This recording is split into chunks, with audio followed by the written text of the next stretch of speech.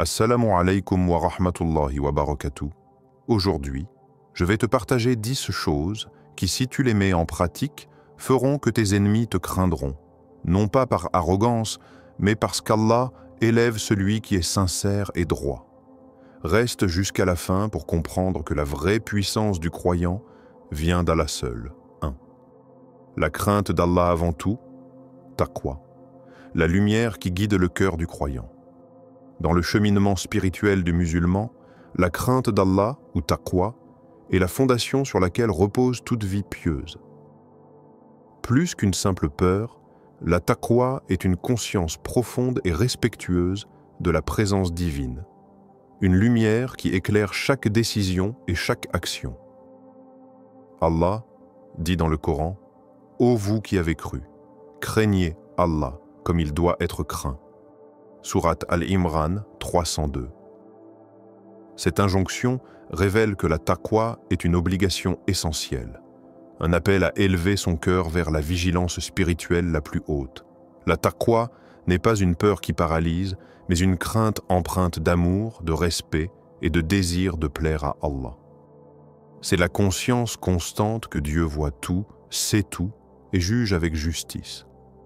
Cette crainte est un moteur qui pousse le croyant à s'éloigner du péché, à persévérer dans le bien et à chercher la satisfaction divine. Le prophète Mohammed, paix et salut sur lui, a dit « La meilleure richesse est la richesse du cœur. Et cette richesse est liée à la taqwa, car un cœur conscient d'Allah est un cœur pur et riche. » Le Coran souligne que la taqwa est la clé de la réussite ici-bas et dans l'au-delà. En vérité, la taqwa est la clé du succès. Sourate At-Talaq 65-3. La crainte d'Allah avant tout façonne la vie du croyant dans chaque détail. Elle modère ses paroles, purifie ses intentions, oriente ses choix et le protège des erreurs. C'est une force intérieure qui donne la paix et la sérénité, car elle fait reposer le cœur sur le roc solide de la foi. Les grands savants ont expliqué que la taqwa est un état de vigilance permanente, une présence consciente d'Allah dans chaque instant. L'imam Al-Ghazali disait « La taqwa est la clé du paradis et la lumière des cœurs. » Cultiver la taqwa, c'est aussi s'éloigner de l'hypocrisie et de la négligence et marcher sur le chemin droit avec humilité. Elle est le bouclier contre les tentations, la boussole qui guide dans les moments d'incertitude. Pratiquement, la taqwa se manifeste par l'obéissance aux commandements d'Allah, l'évitement des interdits, la sincérité dans les actes et la conscience de sa présence même dans les moments les plus privés. Dans un monde rempli de distractions et d'égarements, la taqwa est un refuge pour l'âme, un rappel constant que rien ne peut échapper au regard du Tout-Puissant. Ô toi qui désires avancer sur ce chemin, implore Allah, ainsi, Ya Hayyu Ya Qayyum, bihammika astaghith, aslih li sha'ni kullahu, wa la takilni ila nafsi tarfata ayn. Ô vivant, ô subsistant, c'est par ton nom que je cherche secours, rectifie pour moi tout mon état et ne me laisse pas à moi-même un instant. Que la crainte d'Allah avant tout soit pour toi une lumière guidant chaque pas, un refuge dans l'épreuve et la source de la paix véritable. 2. La prière à l'heure, salat, le rendez-vous sacré avec Allah. Dans la vie spirituelle du musulman, la prière à l'heure, ou salat, est bien plus qu'un simple rituel. C'est un rendez-vous quotidien, un moment sacré où le serviteur se tient humblement devant son Seigneur, renouant avec lui dans une intimité qui purifie le cœur et élève l'âme. Allah ordonne clairement dans le Coran l'importance d'accomplir la prière à ses temps prescrits. Accomplis la prière aux 2 extrémités du jour et à certaines heures de la nuit. Les bonnes œuvres dissipent les mauvaises. Voilà un rappel pour ceux qui se souviennent. Sourate Hud 11-114. Ce verset souligne que la régularité et le respect du temps sont une clé pour purifier sa vie et ses actions. La prière à l'heure est un signe de discipline et de soumission sincère. Elle manifeste la reconnaissance que le temps appartient à Allah et que chaque instant donné à la prière est une opportunité de se rapprocher de lui, d'exprimer sa gratitude et sa dépendance. Le prophète Muhammad, paix et salut sur lui, a insisté sur la rigueur dans le respect des heures de prière. La première chose pour laquelle le serviteur sera jugé le jour du jugement, c'est sa prière. Cette parole éclaire l'importance capitale de la salate dans la balance des actions. Le respect du temps de prière est aussi une école de patience et de présence. Dans notre monde moderne, où la vie est souvent agitée et dispersée, prendre le temps pour salat est un acte de résistance spirituelle. C'est se rappeler que le cœur a besoin de moments de calme, d'écoute et de recueillement. La prière régulière enseigne la constance dans l'adoration, la discipline dans la vie quotidienne et la conscience constante de la présence divine. Chaque salutation d'Allah, subhanahu wa ta'ala, chaque prosternation est un moment de connexion profonde, un dialogue intime entre le Créateur et sa créature. Le prophète nous a aussi montré l'exemple en accomplissant la prière à l'heure, qu'il faisait tout son possible pour ne jamais la retarder. Il encourageait ses compagnons à faire de même, car c'est une source de bénédiction, de lumière et de protection. Il est important de comprendre que la prière à l'heure n'est pas simplement un devoir, mais une source de paix intérieure et de force. Elle purifie le cœur, éloigne de l'oubli et de la tentation et nourrit la foi. Allah dit « La prière préserve de la turpitude et du blâmable ». Sourate Al-Ankabut 29-45. Ainsi, la régularité dans la salate est une véritable protection contre les dérives de l'âme.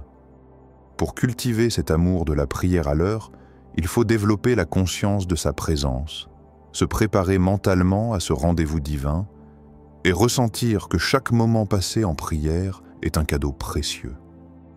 Ô toi qui souhaites fortifier ta relation avec Allah, demande-lui avec ferveur. Ya Allah, facilite-moi la prière à l'heure, fais que je sois constant et sincère dans cet acte d'adoration. Que ta salat soit une source de lumière, de paix et de guidance, et qu'elle illumine ton chemin dans ce monde et dans l'au-delà. Troisième, la sincérité, ikhlas, le cœur pur devant Allah. Dans la voie lumineuse de l'islam, la sincérité, ou ikhlas en arabe, est la pierre angulaire de toute adoration et de toute action pieuse.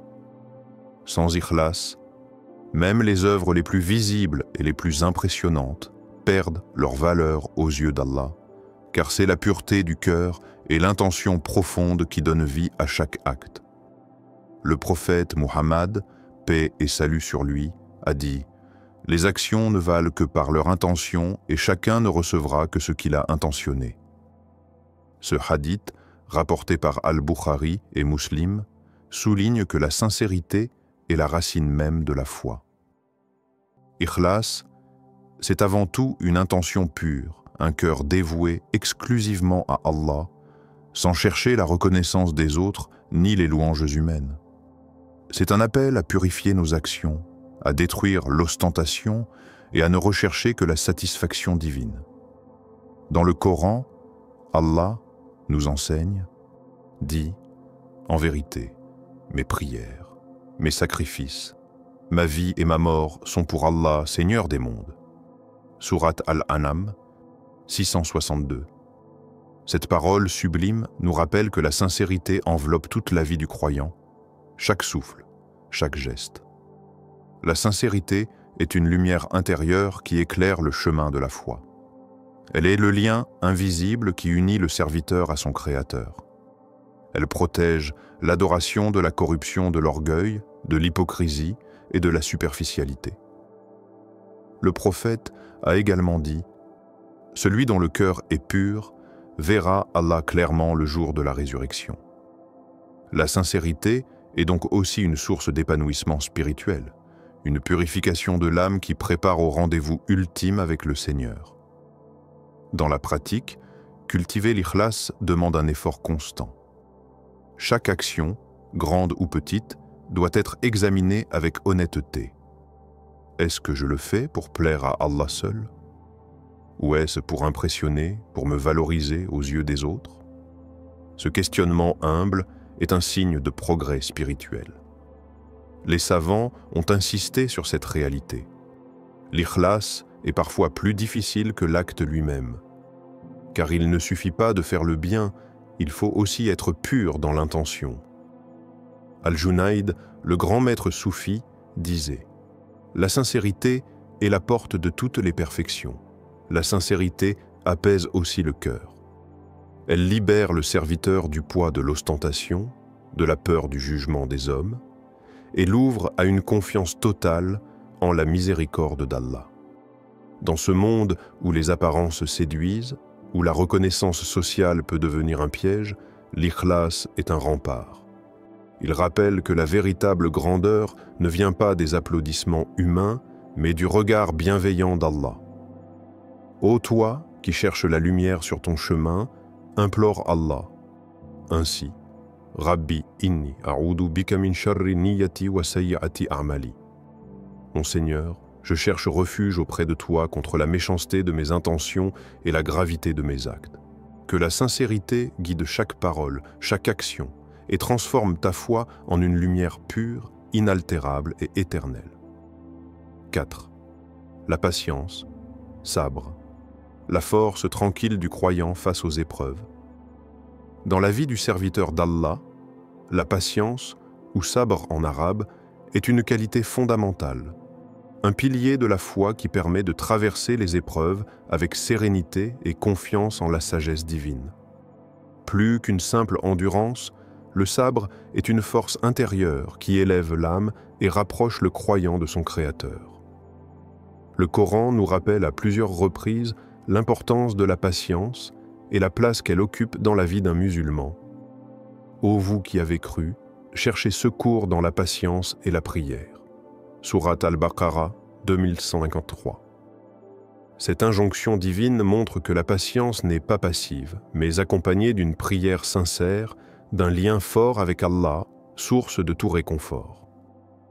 Le prophète Muhammad, paix et salut sur lui, a lui-même incarné le sabre dans sa vie.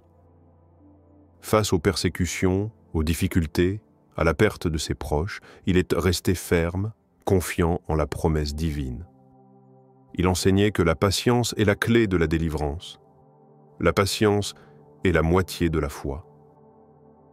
Cette parole nous invite à considérer le sabre comme une dimension essentielle de la croyance. Mais qu'est-ce que la patience exactement? Ce n'est pas simplement rester immobile face à l'adversité, ni refouler ses émotions. Le sabre est une attitude active de résistance, de confiance et de résilience. C'est accepter la volonté d'Allah avec humilité, tout en cherchant à surmonter l'épreuve avec courage. Allah dit aussi, certes, avec la difficulté vient la facilité.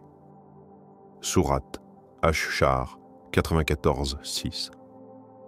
Cette promesse divine est un baume pour le cœur qui endure. Elle rappelle que les épreuves ne sont pas éternelles et que la patience conduit à la délivrance et à la récompense. La patience a plusieurs formes. La patience face à la douleur physique ou morale, la patience dans l'obéissance à Allah et la patience face aux tentations et aux péchés.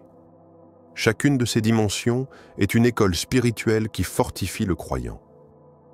Les compagnons du prophète, qu'Allah les agrée, ont été les modèles parfaits du sabre. Lors des moments les plus difficiles, ils ont tenu ferme, gardant la confiance en Allah et soutenant leur communauté. Leur exemple est une source d'inspiration pour tous. L'imam Al-Ghazali expliquait que la patience purifie le cœur de la colère, de l'impatience et du désespoir. C'est un rempart contre le découragement, une lumière dans la nuit sombre des épreuves. Dans notre vie quotidienne, le sabre se manifeste dans la manière dont nous gérons nos frustrations, nos conflits, nos pertes. C'est le calme au milieu de la tempête, la confiance qui refuse de céder à l'angoisse. Il est important aussi de se rappeler que la patience est toujours récompensée par Allah, même si la récompense n'est pas immédiate. Le prophète a dit « Aucune fatigue, ni maladie, ni tristesse, ni douleur ni chagrin n'atteint un croyant sans qu'Allah n'efface par cela ses péchés. Cette parole montre que la patience dans la difficulté est un moyen de purification et de proximité divine. Enfin, pour cultiver le sabre, il faut renforcer son lien avec Allah par la prière, la méditation sur ses paroles et la confiance en sa sagesse infinie. Demander avec humilité « Rabbi, igfir li waramni wa anta khayru ar-rahimin » Mon Seigneur, pardonne-moi et aie pitié de moi car tu es le meilleur des miséricordieux. Chers frères et sœurs, la patience n'est pas une faiblesse, mais une force divine. C'est le refuge du cœur face à l'adversité, le chemin vers la sérénité et la victoire. Que la paix et la bénédiction d'Allah soient en moi sur vous et qu'il vous accorde la patience dans toutes vos épreuves. 5. La parole mesurée, hilm, la sagesse douce du cœur croyant. Dans la richesse des qualités que l'islam nous invite à cultiver, la parole mesurée, ou ilm en arabe, occupe une place de choix. C'est cette capacité précieuse à maîtriser ses paroles et ses réactions, à répondre avec douceur même dans la tension, et à incarner la sagesse divine dans chaque échange. Le mot ilm signifie littéralement douceur, patience et retenue. C'est une vertu qui va bien au-delà du simple contrôle verbal. C'est une posture du cœur qui cherche à apaiser, à construire, et non à blesser ou à envenimer. Le croyant qui possède le ilm est celui qui, face à l'adversité ou à la colère, garde la paix intérieure et répond avec bienveillance. Allah décrit cette qualité dans le Coran à travers le caractère noble du prophète Muhammad, paix et salut sur lui. Et sois patient envers eux et dis « La paix soit sur vous ». Sourate Al-Furqan 25-63. Cette injonction divine est un appel à cultiver la patience et la douceur dans nos paroles, même lorsque la situation est difficile. Le prophète est l'exemple parfait du hilm. Malgré les persécutions, les insultes et les épreuves qu'il a subies, il répondait toujours avec clémence et tempérance. Il a dit « Le meilleur d'entre vous est celui qui a le meilleur caractère. » Cette parole met en lumière que la maîtrise de soi, notamment dans la parole, est un critère fondamental de la beauté de la foi. Le hilm n'est pas faiblesse ni passivité. Il est une force maîtrisée, une sagesse qui permet de désamorcer les conflits et d'ouvrir la porte au dialogue et à la paix. Il transforme la colère en calme, la dispute en compréhension. Dans le Coran, Allah nous conseille également « Ceux qui repoussent le mal par le bien, voilà les gens du paradis. » Sourate Al-Ra'd 13-22. C'est par la douceur et la parole mesurée que l'on peut changer les cœurs, guérir les blessures et semer l'amour autour de soi. Le ilm est un moyen puissant de purification du cœur, car souvent, la parole irréfléchie ou blessante naît d'un cœur empli de rancune, d'orgueil ou d'impatience. Cultiver la parole mesurée, c'est apprendre à écouter, à réfléchir avant de parler et à peser ses mots avec sagesse. Les grands savants ont toujours loué cette qualité. L'imam Al-Ghazali a dit « La douceur dans la parole est une clé qui ouvre le cœur de l'homme. » Cette douceur s'enracine dans une foi profonde, un amour sincère pour Allah et ses créatures. Dans la vie quotidienne, le ilm se manifeste par la capacité à retenir une parole blessante, à pardonner une insulte, à répondre avec calme plutôt que par la colère. C'est une école constante, car le nafs cherche souvent à exploser, mais le croyant apprend à dompter ses impulsions par la conscience divine. De plus, la parole mesurée est une protection contre le mal. Le prophète a dit « Quiconque croit en Allah et au jour dernier, qu'il dise du bien ou qu'il se taise. » Ce hadith souligne que parler avec mesure est une obligation pour celui qui veut vivre selon la foi authentique. Enfin, cultiver le hilm, c'est aussi adopter une posture d'humilité. Reconnaître que notre parole peut blesser, que nos mots portent une responsabilité immense et que notre comportement reflète notre relation avec Allah. Ô toi, qui cherches à avancer sur la voie de la foi, demande à Allah ce trésor précieux. Rabbi habli hukman wa al-hikni bis-salihin. Mon Seigneur, accorde-moi la sagesse et joins-moi aux gens de bien. Sourate Ash-Shu'ara 26-83. Par la parole mesurée, que ton cœur devienne un havre de paix, que ta voix soit une source de réconfort, et que chaque mot prononcé soit une œuvre d'adoration et de bienveillance. 6. La force du pardon, AFW, le pouvoir libérateur du cœur croyant.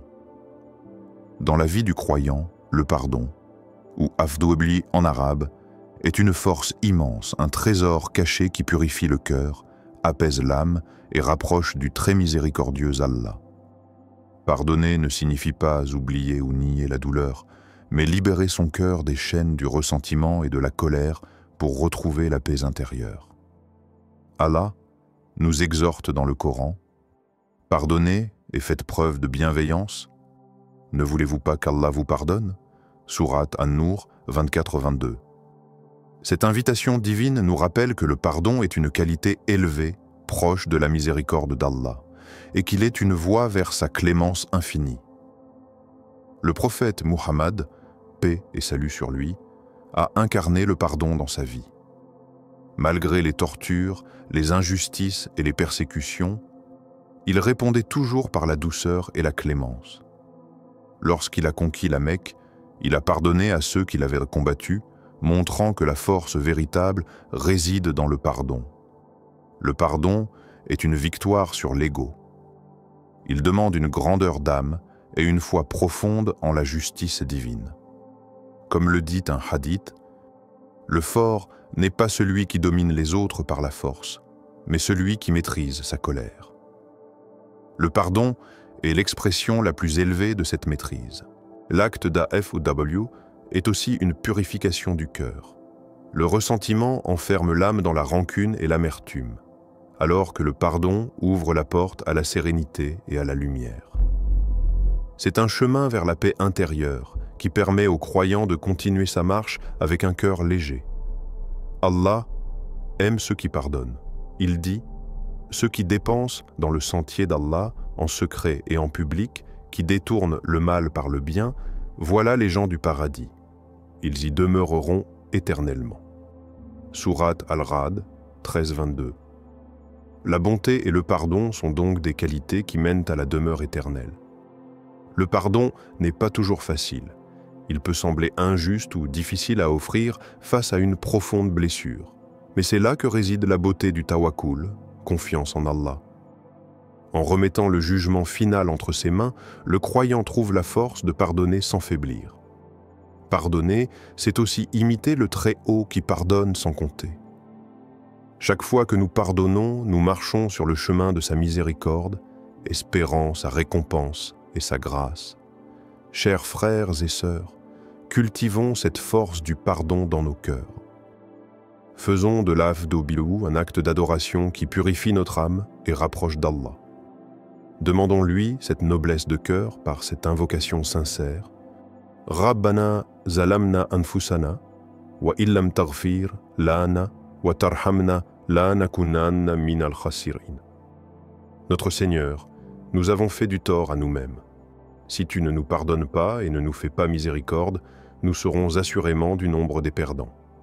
Sourate Al-A'raf 7-23. Que le pardon soit la clé de ta sérénité et la lumière qui éclaire ta vie. 7. La connaissance. Ilm. La lumière qui éclaire le chemin du croyant. Dans la sagesse éternelle de l'islam, la connaissance, ou ilm en arabe, est considérée comme la clé qui ouvre les portes de la foi, de la compréhension et de la proximité avec Allah. Elle est la lumière qui dissipe les ténèbres de l'ignorance et guide l'âme sur le chemin de la vérité. Dès les premiers mots révélés du Coran, Allah a mis en avant l'importance primordiale de la connaissance. Lis au nom de ton Seigneur qui a créé. Sourate Al-Alaq 96. Ce commandement inaugure l'ère de la révélation en soulignant la valeur sacrée de l'apprentissage, de la réflexion et de la quête du savoir. Le prophète Muhammad paix et salut sur lui, a souligné avec insistance que la recherche de la connaissance est un devoir pour tout musulman, homme ou femme. La quête de la science est une obligation pour tout musulman.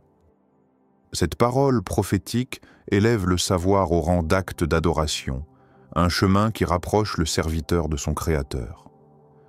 La connaissance ne se limite pas à l'accumulation de faits ou d'informations, mais concerne avant tout la compréhension profonde de la réalité, la reconnaissance des signes d'Allah dans la création et l'application de la sagesse dans la vie quotidienne. Elle est une lumière pour le cœur, un baume pour l'âme et un guide pour les actions. Le Coran dit aussi « Allah élèvera en degrés ceux d'entre vous qui auront cru et ceux qui auront reçu la science. » Sourate Al-Mujadila 58-11. Ce verset indique clairement que la connaissance est un moyen d'élévation spirituelle et sociale. Les savants musulmans ont toujours occupé une place centrale dans la société islamique. Ils sont les héritiers des prophètes, les gardiens du savoir et les guides de la communauté. Leur humilité face à la connaissance est aussi une leçon précieuse, car le véritable savant reconnaît l'immensité de ce qu'il ignore. L'imam Al-Ghazali disait « La science sans pratique est vaine, et la pratique sans science est aveugle. » Ainsi, la connaissance doit s'accompagner d'une mise en œuvre sincère dans la vie pour porter ses fruits. En quête d'ilm, le croyant doit aussi se protéger de l'orgueil et de l'arrogance. Le savoir est un moyen de servir Allah et les autres, non un outil d'orgueil. La véritable connaissance éveille l'humilité et la reconnaissance envers le Créateur.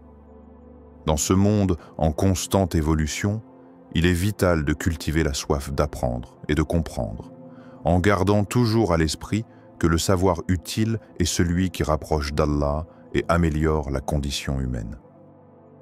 Que notre invocation soit celle du prophète. Ô Allah, accrois-moi en savoir. Sourate Taha 20-114. Puissions-nous tous être guidés vers la lumière de la connaissance qui éclaire notre foi, fortifie notre cœur et oriente nos pas vers le bonheur véritable. 8. Le courage. Shaja'a. Le feu sacré du cœur croyant. Le courage, ou shaja en arabe, est une qualité noble qui transcende le simple acte de bravoure physique. Dans l'islam, il est avant tout une force intérieure, un feu sacré qui anime le cœur du croyant face aux épreuves, aux défis et à l'injustice. Le prophète Muhammad, paix et salut sur lui, a été l'exemple parfait du courage véritable. Il a affronté l'opposition, la persécution, les dangers sans jamais fléchir, toujours guidé par la lumière d'Allah. Il enseignait que le vrai courage n'est pas l'absence de peur, mais la maîtrise de cette peur pour agir avec foi. Allah dit dans le Coran « Ô vous qui avez cru, soyez fermes et patients, et préparez-vous au combat si vous êtes vraiment croyants. » Sourate Al-Anfal 8, 45. Ce verset souligne l'importance d'un courage ancré dans la foi, une force qui puise sa source dans la confiance totale en le Créateur. Le courage en islam ne se limite pas au champ de bataille. Il se manifeste dans la constance face à l'épreuve, la persévérance dans l'adoration, le refus de l'injustice, la parole honnête malgré la peur et la défense des droits des opprimés. Le prophète a dit « Le plus courageux parmi les gens est celui qui maîtrise sa colère ». Ce hadith révèle une dimension spirituelle du courage, la maîtrise de soi, l'humilité et la patience. Les compagnons du prophète, qu'Allah les agrée, ont incarné ce courage au quotidien. Face aux tentations, aux persécutions, ils ont choisi la voie de la droiture et de la foi ferme, démontrant que le courage véritable est un pilier de la foi. L'imam Ali ibn Abi Talib, qu'Allah soit satisfait de lui, disait « Le courage est la lumière du cœur. Il illumine l'âme et guide l'homme vers la justice. » Cette sagesse nous rappelle que le courage est aussi une force morale qui éclaire le chemin du croyant. Dans notre vie moderne, le courage est essentiel pour rester fidèle à ses valeurs, affronter les doutes résister aux pressions et continuer à cheminer sur la voie d'Allah malgré les obstacles. C'est aussi le courage de demander pardon, de changer et de persévérer dans le bien. Chers frères et sœurs, puissions-nous invoquer Allah pour qu'il nous accorde ce courage lumineux. Rabbi habli min ladunka rahmatan wa hayyi li min amri rashada. Ô mon Seigneur, accorde-moi de ta part une miséricorde et facilite-moi ma tâche. Sourate Taha 20, 82. Le courage, lorsqu'il est ancré dans la foi, devient un phare dans la nuit, un bouclier contre le désespoir et une force pour avancer toujours vers la vérité. 9. L'invocation. Dua. Le souffle de l'âme vers son Créateur. Dans le voyage spirituel du croyant, l'invocation, ou dua, est l'arme la plus puissante et la plus intime. C'est le lien direct entre le serviteur et son Seigneur, un dialogue sincère où le cœur s'ouvre sans voile, exprimant ses espoirs, ses peurs, ses besoins et sa gratitude. Allah dit dans le Coran, « Invoquez-moi, je vous répondrai. » Sourate Ghafir 40-60. Cette promesse divine révèle à quel point la dua est précieuse aux yeux d'Allah. Elle est un acte d'adoration en soi, car c'est par la prière et l'appel au Très-Haut que le cœur trouve réconfort et lumière. La dua est bien plus qu'une simple demande. C'est une reconnaissance de sa grandeur et de notre dépendance totale à lui. C'est la soumission de l'âme, l'expression d'une humilité profonde, car nous savons que seul Allah peut changer notre destin, apaiser notre douleur et ouvrir les portes de sa miséricorde. Le prophète Muhammad, paix et salut sur lui, disait « La doua est l'essence de l'adoration. Elle est le souffle de la foi, le moyen de purification du cœur et le chemin vers la proximité divine. Chaque mot prononcé avec sincérité est une perle qui s'ajoute au trésor spirituel de celui qui invoque. Dans la tradition prophétique, la doua occupe une place centrale. Le prophète faisait souvent des invocations pour lui-même, sa famille et pour toute la communauté, montrant ainsi que la doua est un acte universel, un lien d'amour entre les croyants. Le moment de l'invocation est sacré. Certains instants sont particulièrement bénis, durant la nuit, après les prières obligatoires, entre l'appel à la prière, Adhan, et la prière elle-même, ou encore dans la solitude du cœur. C'est à ces moments que le serviteur se tourne vers Allah avec une intensité accrue. Mais l'efficacité de la doua ne réside pas uniquement dans sa répétition, mais dans la qualité de la présence du cœur.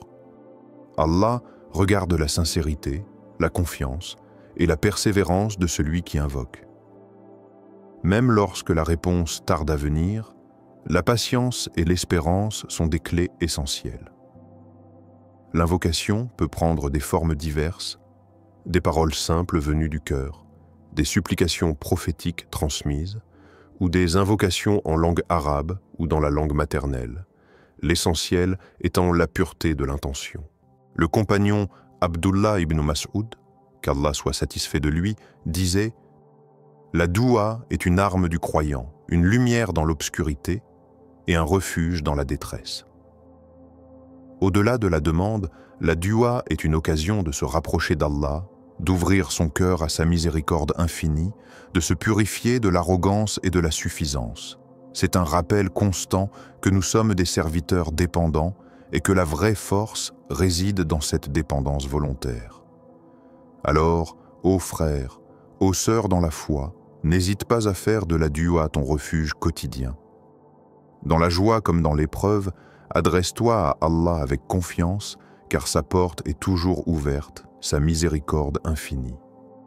Termine ta journée avec cette humble invocation, Rabbi inni maglubun fantasir. Seigneur, je suis dominé, viens à mon secours. Sourate Al-Qamar 54, 10. Que cette doua soit le souffle qui ranime ton âme et le baume qui apaise ton cœur, car l'invocation sincère rapproche toujours du tout miséricordieux. 10. L'humilité, tawadou. le trésor caché des cœurs sincères. Dans le vaste océan des qualités humaines, l'humilité, en arabe tawadu, brille comme une perle rare que tout croyant est appelé à chérir. Cette vertu n'est pas seulement une posture extérieure, mais une disposition intérieure profonde qui élève l'âme tout en la gardant humble devant la grandeur d'Allah. Le prophète Muhammad, paix et salut sur lui, nous a enseigné que l'humilité est la clé d'une vie bénie. Il a dit « N'entrera au paradis celui qui a dans son cœur le poids d'un atome d'orgueil ». Ce hadith authentique nous révèle l'importance capitale de purifier son cœur de toute forme d'arrogance. L'humilité ne signifie pas se dévaloriser ou s'effacer, mais reconnaître que toute grandeur, toute réussite, toute capacité vient en vérité d'Allah seul.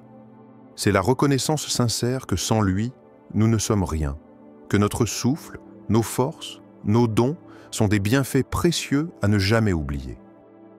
Dans le Coran, Allah nous décrit ceux qui se distinguent par leur humilité, ceux qui, lorsqu'Allah est mentionné, leur cœur tremble, et ceux qui croient en ces versets, qui ne s'enflamment pas d'orgueil et qui se soumettent humblement. Sourate Al-Hajj 22, 35. Cet état d'humilité permet à l'homme de s'élever spirituellement. Paradoxalement, en s'abaissant intérieurement, il est élevé auprès d'Allah, car c'est lui qui guide les humbles vers sa proximité. C'est dans l'humilité que l'on cultive la douceur, la patience, la miséricorde envers les autres et l'ouverture au repentir sincère. Les grands savants ont toujours insisté sur cette qualité. L'imam Ahmad ibn Hanbal disait « Le tawadu est un signe de la foi parfaite ». De même, l'imam Al-Ghazali expliquait que l'humilité est la clé qui ouvre la porte de la lumière intérieure, la paix de l'âme et la clarté du cœur. Le tawadu nous protège aussi du piège du nafs, ego, et de l'arrogance qui poussent à l'orgueil et à la distance d'Allah.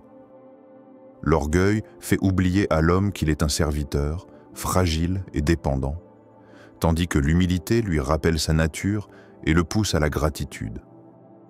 Pratiquement, cultiver l'humilité commence par de petites choses, reconnaître ses erreurs, ne pas chercher à dominer ou rabaisser autrui, rester modeste même dans le succès, et surtout se tourner vers Allah en permanence en demandant qu'il purifie le cœur. L'humilité est une forme d'adoration silencieuse, un état du cœur qui rapproche le serviteur de son Créateur. Elle ouvre les portes du savoir, car seul celui qui s'humilie peut apprendre. Elle fortifie les liens humains, car l'humilité fait naître le respect et la compassion. Ô toi qui lis ces lignes, demande à Allah de t'accorder ce précieux don. Rabbana la tuzigh qulubana ba'da id hadaytana wa hab lana min ladunka rahma. Innaka antal wahhab. Notre Seigneur, ne laisse pas dévier nos cœurs après que tu nous aies guidés et accorde-nous ta miséricorde. Tu es le donateur généreux. Sourate Al-Imran 3, 8. Dans l'humilité, il y a la grandeur de l'âme servante qui s'abandonne à la volonté divine avec confiance et paix. Frères et sœurs, rappelez-vous que la vraie force ne vient pas de faire peur ou d'imposer aux autres, mais de la foi solide et d'un cœur pur. C'est en étant patient, sincère, en ayant confiance en Allah et en priant régulièrement que vous construisez une force intérieure que personne ne peut briser. Quand Allah est avec vous, qui pourrait vraiment vous faire peur? Laissez cette lumière intérieure briller et que ce soit cette lumière, guidée par la crainte d'Allah, qui protège et inspire les autres. N'oubliez jamais que la crainte des hommes ne doit jamais être plus forte que la crainte d'Allah, car c'est elle qui nous élève et nous protège. Qu'Allah vous donne la force, la sagesse et la paix. Amin. Si ce message t'a touché, je t'invite à t'abonner dès maintenant à Al-Huda pour recevoir d'autres conseils et rappels qui nourriront ton cœur. Merci d'avoir regardé cette vidéo. N'oublie pas de liker, partager et surtout d'activer la cloche pour ne rien manquer des prochaines vidéos. Qu'Allah nous guide tous sur le droit chemin et nous donne la patience, la sincérité et la force pour avancer. À très bientôt, mes frères et sœurs. Assalamu alaykum wa rahmatullahi wa barakatuh.